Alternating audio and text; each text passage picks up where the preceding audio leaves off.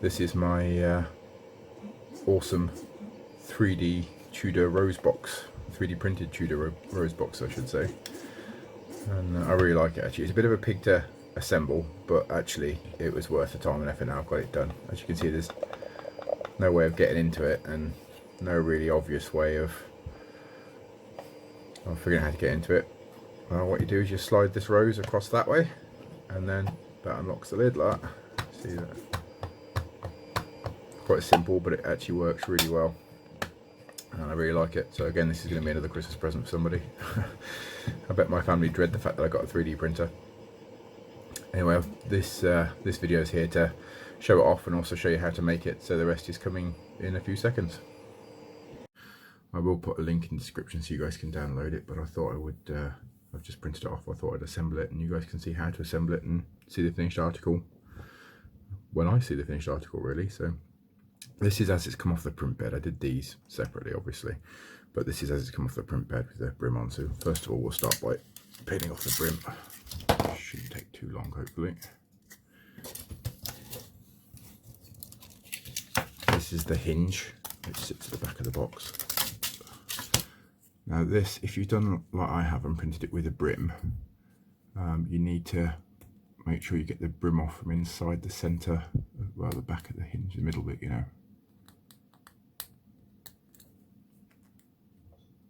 Like that, and then apparently just work it backwards and forwards, and apparently it should free up, he says. Apparently.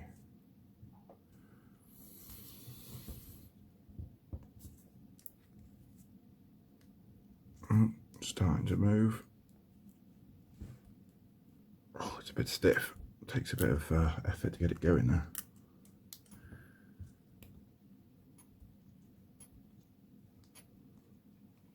If you've printed this and you find that it's absolutely fused and you can't move it, the chances are you're over extruding. If that's the case, I've got a video on how to calibrate your E-step, so it should solve the problem for you. Have a look at that video. But that's certainly a lot better now. It's freeing up quite nicely, right? Okay. And then I'll do the big bit next. I printed this in wood PLA filament. Supposed to be wood PLA filament. I must admit, it's hasn't turned out as well as I would have liked. It's not a very nice, actually. Yeah, no, it's not a very nice finish at all. I think maybe I had it set to print a bit fast. Maybe these bits pull out. I'll look at that in a second anyway.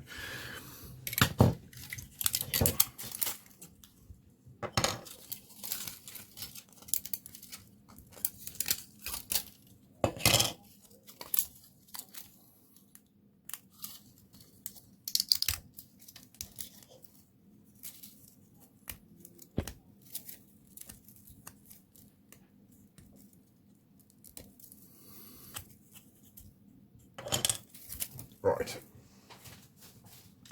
so the first step is to glue on the roses, something like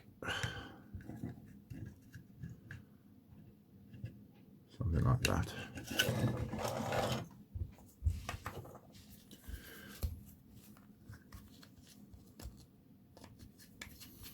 This is one without the brush.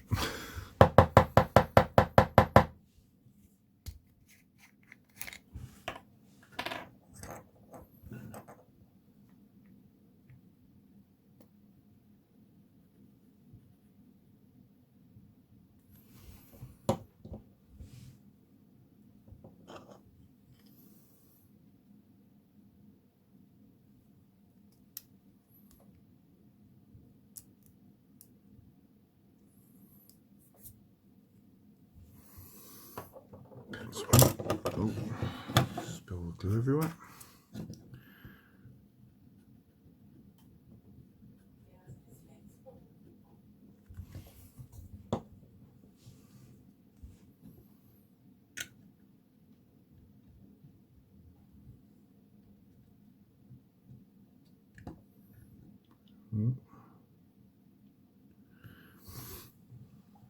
Right, I'll carry on with this and I'll unpause when I've finished. I'll I've stuck a couple of roses on, as you can see. I've still got one left to go. I'm waiting for those to dry, so whilst that's dry I'm just going to peel off all the supports, because I did print this with supports, which should help fill the time and also make it look a bit better, because it does look pretty awful with the supports on.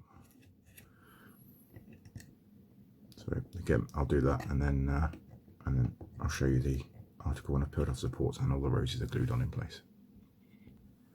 Well, I'm still sticking the roses on. I've got all of them on now. Again, I just wanted to show you this.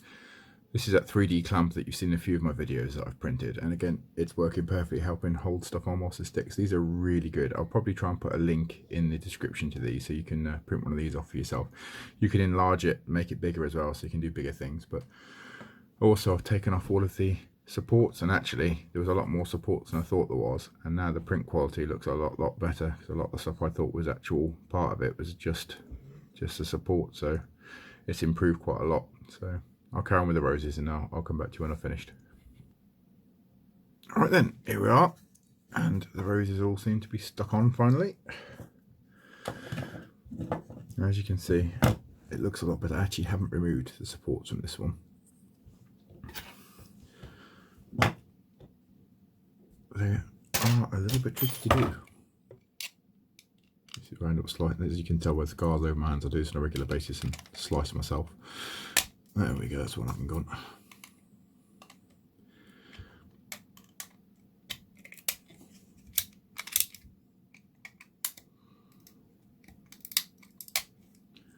That's another one. See, these are the bits that I didn't realise were supports. I just thought that it printed really badly, but in actual fact they're just supports, and they look a lot nicer when they're removed.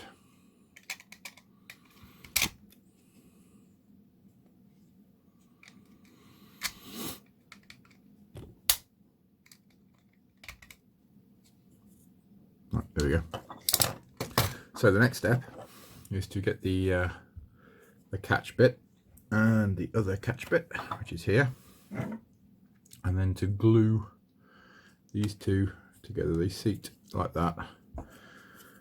Turn it around to the front and make sure that you've got the catch right around. If you put it on that way around, it's not going to work. Okay, so make sure you've got it the right way around like that. Okay.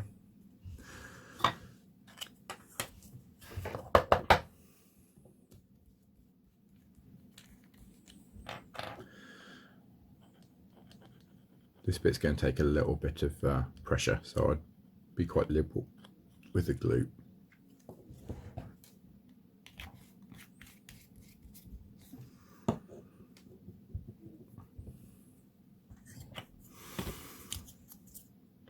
Tell it to face you to make sure you got the way around, and it sits on that way. And again, if you've want to crack on with some of the stuff, use your wicked 3D printed clamp. Again, I'll try and put a link in the description if I remember, which I'm sure I won't, but I'll do my best. And that'll hold that in place and let you work on something else whilst you're doing that.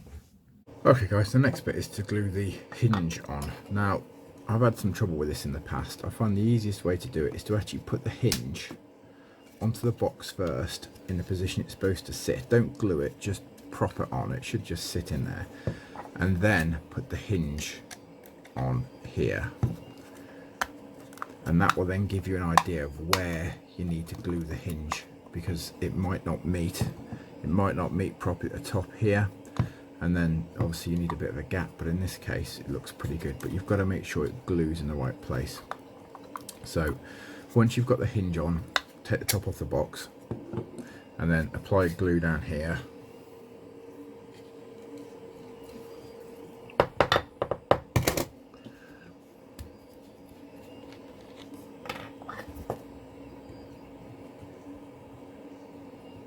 Try not to get it too much, because if you get it in the hinge, you'll find that it's going to glue your hinge shut. Obviously you don't want that.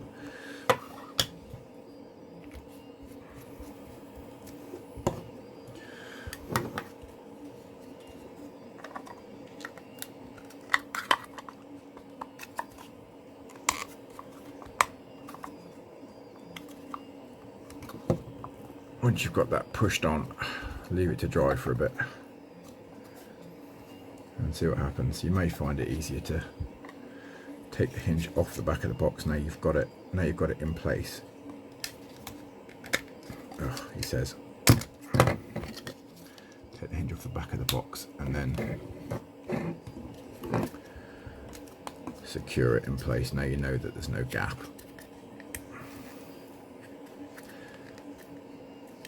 And then what I like to do is, if you've got some spare bits of plastic kicking around from a print that failed, about the right sort of size, if you put those on there and then get those awesome 3D clamps that I keep talking about. I say I will try and put a link in the description for these, but then you can prop that over the top there,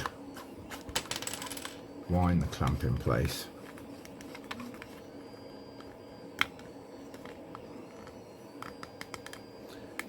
and that will just stop it from moving, and do the same this side with another clamp, and it'll just generally hold it in place, save it from moving about all over the place. Just wind that in place.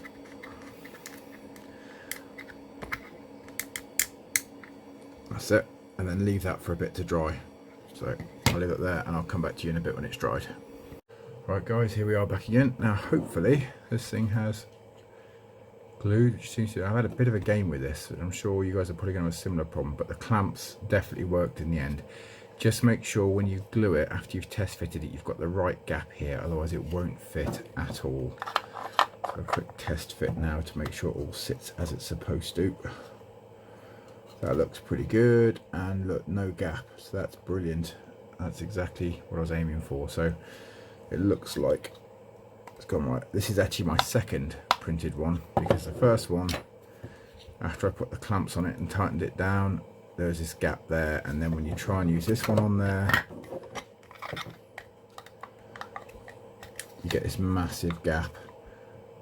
It just doesn't work. So ended up printing it again, just the top bit, and then making sure when I glued it that it all fitted as it was supposed to with no gap.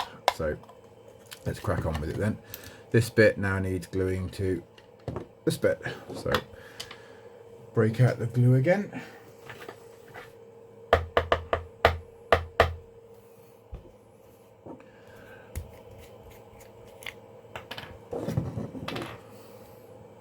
You can be fairly liberal with this bit because it doesn't really matter.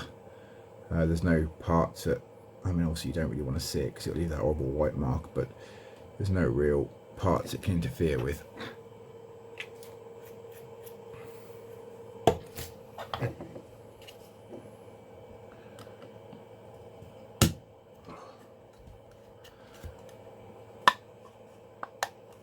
That's it.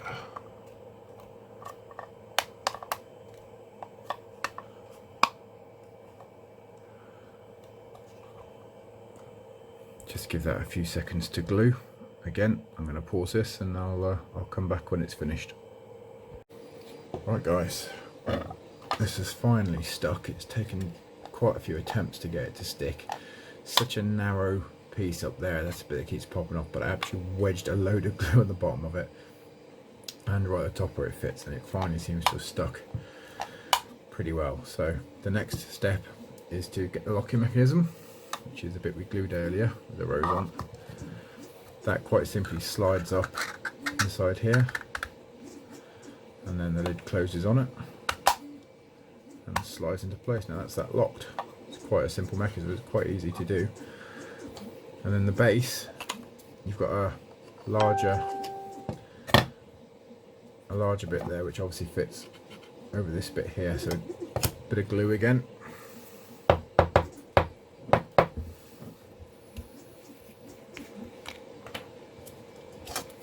I would probably just glue the sides rather than the front bit, because you'll probably glue the lock if you're not careful. So just around here, around on this bit, and then on that bit there as well.